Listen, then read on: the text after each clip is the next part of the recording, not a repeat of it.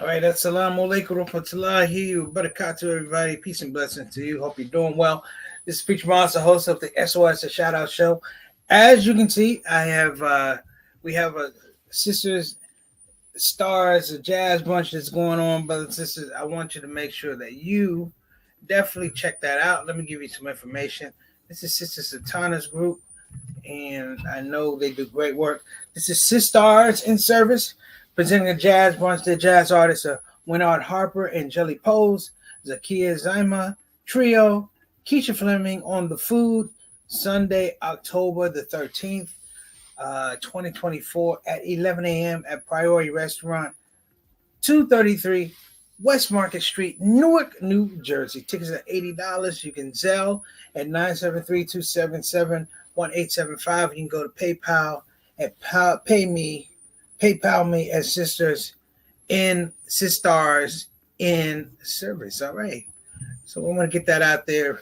A couple sad notes. We lost John Amos, the favorite father, America's dad of Good Times. And we say America's dad before Bill Cosby. He was America's dad for Good Times.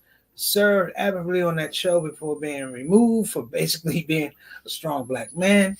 We saw him in all kinds of other things. We saw him in Roots.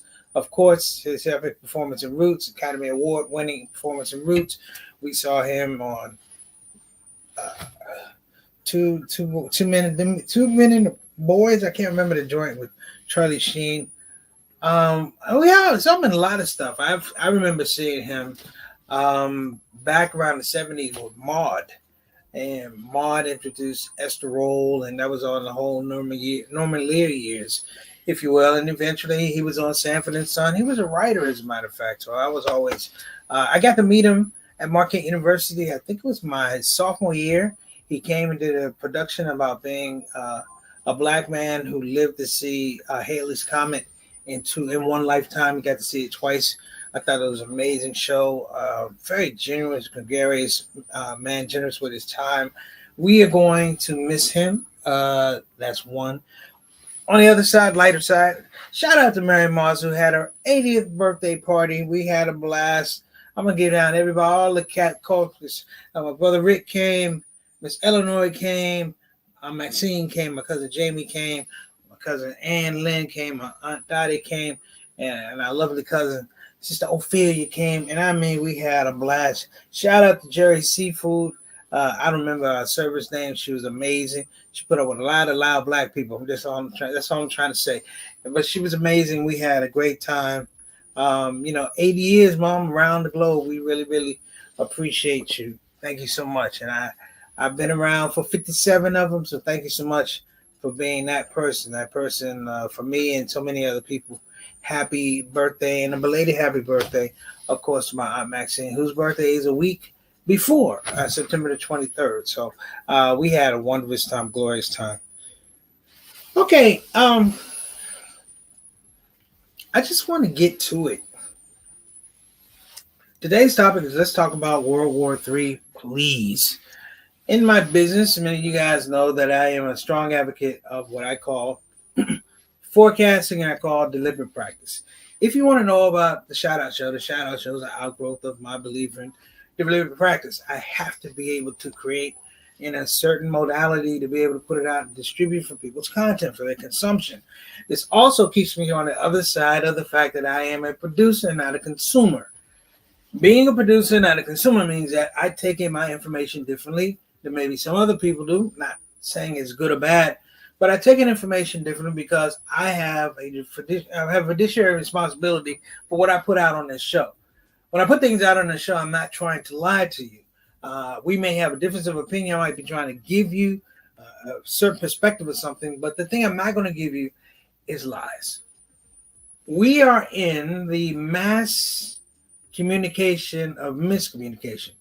The mass communication of miscommunication. And what's happening, it has been happening. I don't want to say it's just happening. What's happening has been happening. They talk about people being woke, when the fact of the matter is a majority of us are asleep. We've been asleep for a very long time. And it's not easy to say that you've been asleep at the wheel. It's not easy to say that I've let these things walk past me, They happen in my face, and at some point in time, they will register, but they haven't registered early enough. And I thank the people with the shout out show. I thank all the folks that come on our day ones, Sister Reeves and Brother Altaf and JT and Bilal and Sister Sonia, and of course our exec producer, Satana Whitfield, because this is a show. If you go back and look at all the episodes, this is a show, because I went back and looked at about 20 of them. It's a show where we were never really off course. It's a show whereby, I take advice from my exec producer. I take criticism from my exec producer. But I take that because I trust what she's saying. I trust what the people are telling me on the show. So sometimes when I bring stuff on, it does seem a little foreign. I'm going to say that. It does seem a little foreign. And I will apologize, because sometimes when I'm presenting something to you, it may not hit you in real time. I'm saying sometimes what's going to happen in 2-3 years. So it's hard to translate that. And it does get lost in translation when we're trying to do this show. Today, we're going to talk about World War III. And as we said, not all the wars that Israel is having right now. I'm saying those wars are minor. With Lebanon, minor. With Iran, not so minor, but minor. With Gaza and Hamas, minor. I'm going to give you, if I can, inshallah, all praise to Allah, if I can, if it's in my power, I'm going to give you the rudiments for war, but also the rudiments for World War III. What will qualify? You're going to be surprised. Don't move, because we're going to be talking about World War III, please. And finally, here on the Shout Out Show. Don't you move. We'll be right back.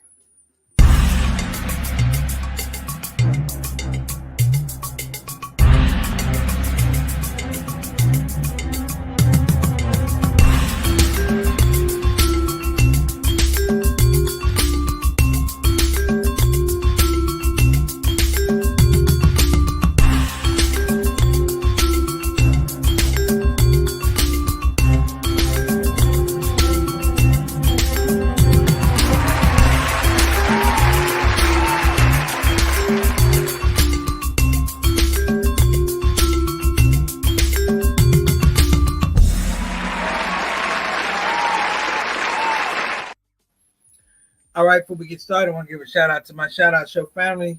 Shout out to Mary Moss, Double M. How you doing? Happy birthday, Mama Son. Hope you had a great time.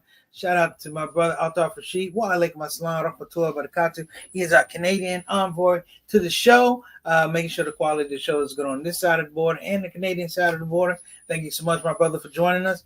My main man, Adam Khan. This is one of my day ones right here. This brother goes all the way back to the early 2000s. Allah made me funny days.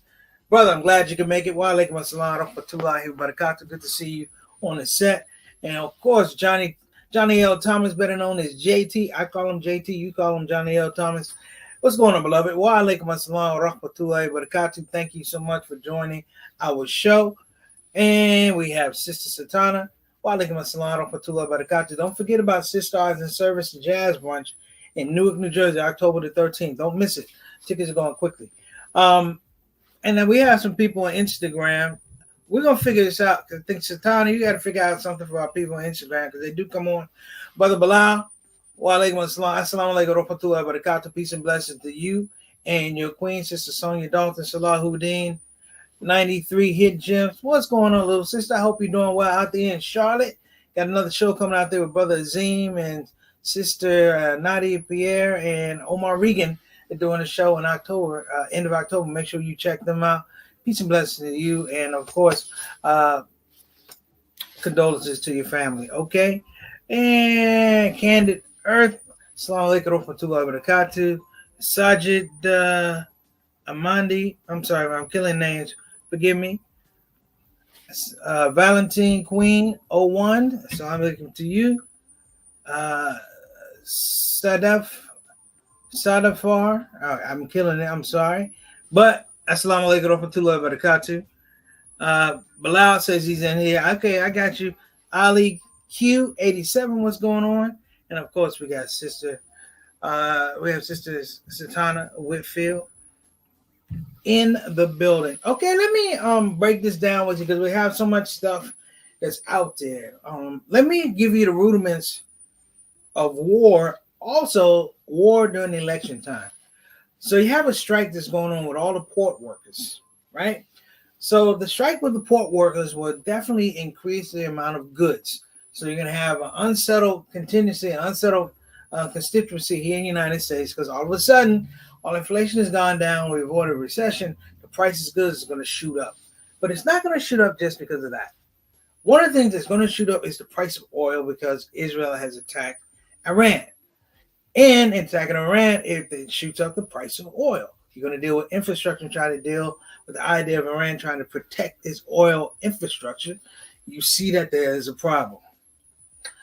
The third thing, which I think is very, very important, is the prosecutors in election interference case against Donald J. Trump went back to the court and did another filing, and this filing is public knowledge, and it is damaging. It is showing how desperate that Donald J. Trump was. Now, all these things fall into a space where you go, well, this person's going to lose, this person's going to lose, this person's going to lose. I have a bad feeling, and I hope I'm wrong, but I think all these things congeal with the fact that Donald Trump will never be charged for the crime that he committed, most likely. It does boil into the fact that Kamala Harris could lose. I'm sorry. Don't want to get you upset. Allah knows best. And the reason she could lose is that there are other people in the political race, the Green Party at this point in time. And I'm going to give a shout out to Dr. Blauware, who's the vice presidential candidate for the Green Party, who shouted out when Brother Marcellus Khalifa Williams was executed in Michigan. Not in Michigan, but in Missouri. He shouted them out. But you haven't heard anything in terms of an outcry of basically a preemptive strike in Lebanon under the auspices that Hezbollah is there, so I get to go there and bomb. Hamas is here, I get to go there and bomb. See, what happens is in the preemptive strike, which happened after 9/11, which George Bush, he took it upon himself to say, I have an opportunity to bomb wherever I want to. I just have to be able to say that they are a threat to me and therefore a threat to the American people and a threat to the American democracy. I can do these things. Let's talk about World War III. I hope you guys are listening. Because World War III has been happening and you may not have noticed it. It's just very subtle. And if you don't know your homework or your history in some regards, you may totally miss it. We're not talking about the distractions that are out there. That, P. Diddy got arrested for all these crimes. That was going to happen anyway. We're not talking about 1,000 bottles of baby oil because they're putting it out there because they think that that's the level of connectivity that we will lend our cognitive surplus out to. This is a thinking man's, thinking woman conversation I'm about to give you. Facts. Shout out, Sister Rhea. Assalamu alaikum. Good to see you made it. Facts, brothers and sisters. Oh, hold on a minute. I got a note from Sister Satana. Oh, Dr. Brother James Owens was also in Coming to America 1 and 2. I forgot. Sorry about that. So, we've been led to believe, going back to when I was young, the fight against communism, the fight against Marxism, all these things that can threaten democracy, you would think that World War III will be engaging the perpetrators that practice communism. China, Russia, China. I was sitting when I was running the day before yesterday. I was running and it hit me because I always try to play sound. And I realized that World War III is not with China. It will not be with China. World War III will not be with Russia because those countries, despite our differences, there are diplomatic neighborhoods, diplomatic relationships that kind of make it so you can't go through that process. that the business is so strong and the infrastructure for communications. I mean, I'm talking about geopolitics is so strong that nobody can afford to not have that economy. You see what I'm saying? So you say, preacher, we're not talking about World War III and it's China. We're not talking about World War III and it's Russia as remained. Who is it? I realize who it is. World War III will be fought, inshallah not, but World War III will be fought with Israel. World War III will be fought with Israel. What's your proof, preach? Whether we want to admit it or not, brothers and sisters, our ally does not respect our democracy. As much as we talk about election interference with Russia and all this and Iran, what is election interference when every politician has to run through AJPAC? You know, they have to run through the Jewish lobby to get approved, to get money.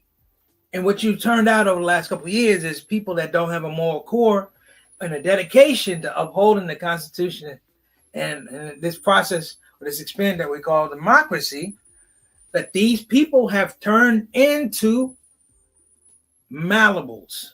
That's a nice way of saying horse, but they turn into Malibus, that they can be massaged, that they can be turned, that they can be compromised. What you've seen over and over and over, and I've been saying this, Satana backed me up. Remember a couple years ago, I said, what's the deal with these commercials where they don't have a black dad? They have a white woman, a black woman, a mixed child, and a white dad. Remember I said that? I said, what's the deal with that? The visceral understanding is that the black man does not have a place, not a place or standing in the picture of what's going on. You know, it used to be black folks stood for something, and even if you're afraid of them, they stood for something. Now we're literally cartoons now. That we get on social media and we ooh and ah and we go at each other. We're not talking about leadership. We're not talking about developing youth. We're not talking about having, God rest his soul, as Brother Dick Gregory said, Mr. Gregory said, how come we don't have our own political action committee? We are the most robust. Just the idea of what we generate in terms of trillions of dollars of revenue, we are our own GDP. And yet, nobody's looking for us. Yet, we're looked to as subnotes in this election. I said it not a couple years ago. I said a year ago. There was a tape that was leaked out, and there was a representative of Israel who talked about who the real enemy was. And guess what? It wasn't Hamas. It was not Hezbollah. He said the real enemy in the United States was young black youth. And the way you destroy the young black youth is you make sure that, not that you kill them, you make sure that as they grow, they are not mature. So move that out of the way. This particular world war will be a culture war. It will be a culture war, whereby if you have an opinion that's counter to what these people are saying, then your opinion not only void, but your opinion condemns you. Your opinion can make you invalid. Let me give you guys a drug analogy, a drug dealer analogy. Here you go.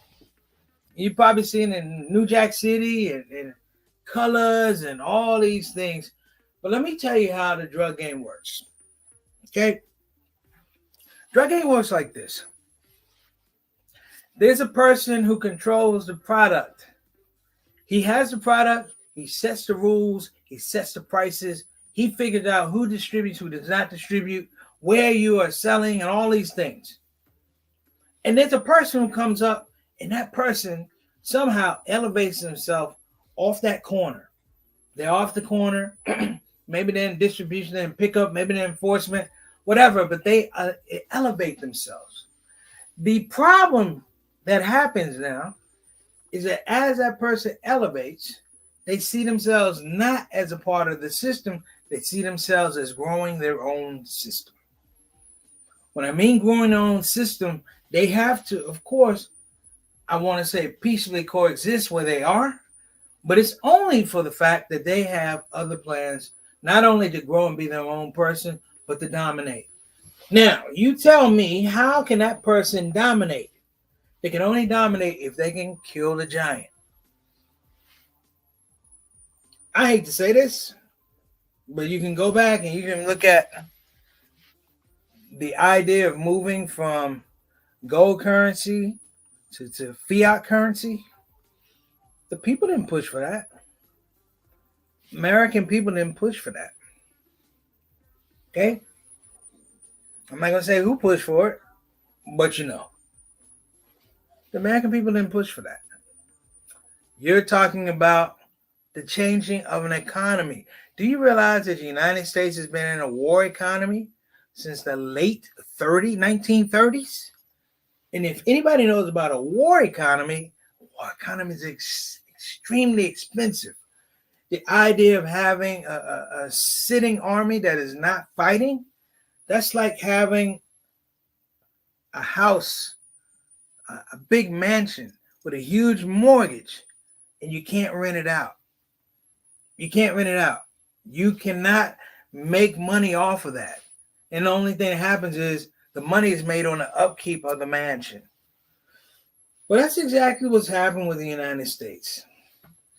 And clearly, looking at Mr. Netanyahu's bold declaration in the United States, you know, they say don't take a crap where you eat. He took a crap where he ate. And he literally told the United States, I don't give a F what you say. I'm Benjamin Netanyahu. This is my United Nations. I tell you what to do. When I say jump, you say how high.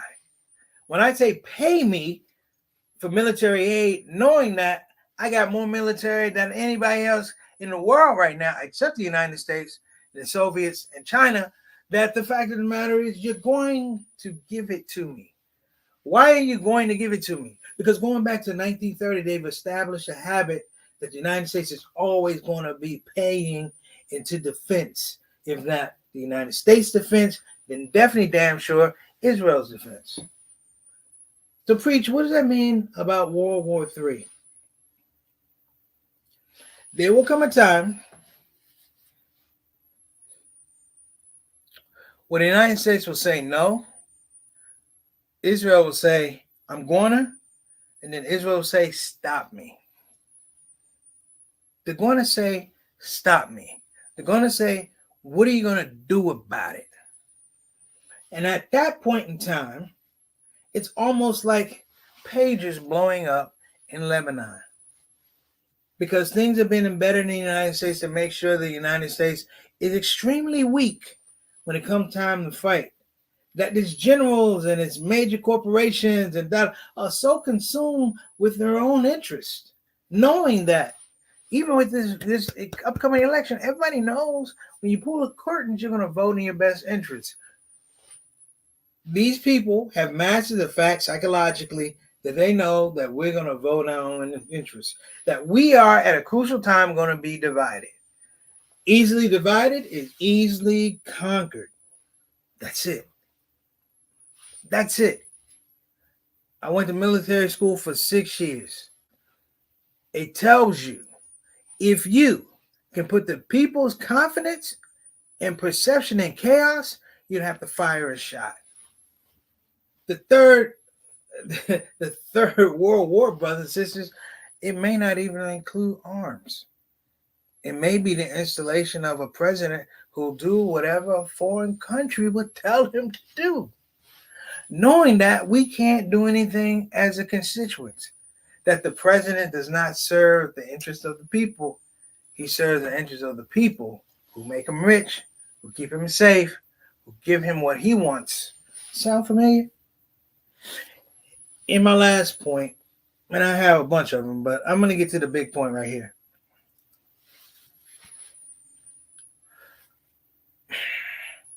Clearly, the United States has been in decline in the context of a spiritual compass. A spiritual compass. Outside of the fact black people have been moved out of the mainstream, you know, we're good for entertainment now. We're getting financial advice from rappers. We're getting leadership advice from athletes. We can't find religious individuals who have constituencies that they talk to, but also they talk. You know, we don't see a Creflo Dollar. We don't see a Fred K. Price Jr. We don't see them. Allah took Imam Wharfdin Muhammad 14 years ago. The world is afraid to listen to Farrakhan because these are the only people that actually scare this enemy. And I call them an enemy because I look at the harm and destruction that's being perpetrated. That your laws and your statutes in the Weasley way, the backhanded way of getting them to do your bidding, getting them to vote against the interests of the people, I can't call you friend. I can't call you ally. And even saying this right now, somebody might say, this is very anti-Semitic. I didn't bring Semitic into it. I brought politics into it. I brought geopolitics into it. I brought the reality that I see on the streets. It has nothing to do with your religion. It has to do with your attitude and your behavior towards people. You know, we look at Gaza and they make us look at Gaza. They make us look at people who are human beings who are being shelled, who are being attacked, who are being shot. The whole idea is to make sure you know that if you don't cooperate, you could be them. You could be them. And here in the United States, the compliance is so high because people feel like I want power and I can only get it through these people because they have the money. It's a joke. It's a joke. You know, I don't want to go on too long, but I want to say this in close. I took some comments last ShOUT show, and I told people, I'll be honest. I said, you know, in the United States, a lot of people are drinking the piss. That's what I said. I gave you a whole breakdown of what drinking the piss is. What I want you to know is when I said that the person who I was talking about in that story was under duress, he was under physical duress. I'm talking about people who are not under physical duress that are drinking the piss. I am talking about people who made piss drinking look fashionable and in some type politically expedient. That this is the way to advance yourself. And the way you advance yourself is that you're less of a man, you're less of a woman, you're less of a Muslim, you're less of a person who believes in God. God all of a sudden takes second place to these people. And that's the danger. When people tell you, I'm better than your God. That, brothers and sisters, damn it, is World War III. Preacher Mars, this is ShOUT Show. See you next week. Assalamu alaikum wa rahmatullahi wa barakatuh. Take care of yourself.